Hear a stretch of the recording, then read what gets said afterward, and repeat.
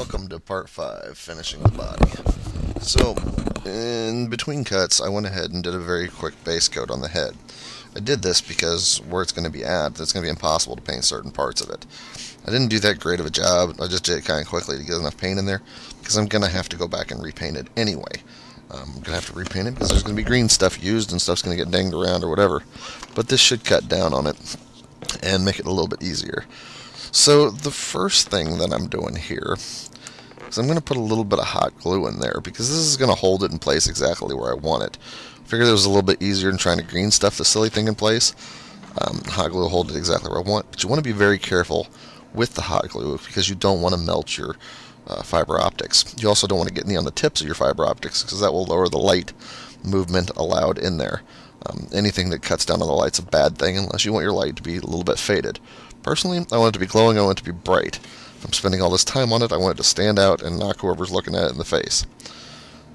One of my projects I hold as a personal point of pride, where whenever I was playing against my friend with my Rhino with lighting in it, he actually requested that I turn the lights off because it was blinding him during the game. I thought that was funny. I found that as a personal point to go through. Now, if you take a look inside, the fiber optics just barely stick out the bottom here. You want them to line up and touch the tip of the LED in the base that we created earlier. Also, I put a little bit more hot glue in there to help secure it.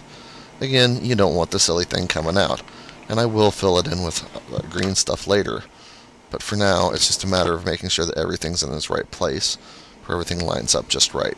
Again, no easy way to explain it, it's all about practice, and it's going to be different every time you do it. So I'm taking my needle nose here to kind of adjust the positioning of the head because I want everything to look just right.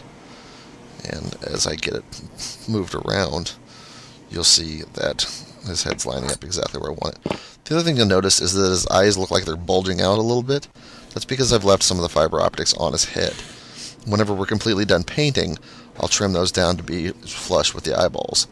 Now I'm going to fill in all the extra space I can with green stuff. It's a simple Citadel liquid green stuff. And I'm going to put it together. And it should light up the head just right. So finally I'm going to do a test light. And I don't know if you can see it very well here. No, you can't really see it very well because the light's too bright. But it definitely lights up the eyes. So tune in for next time.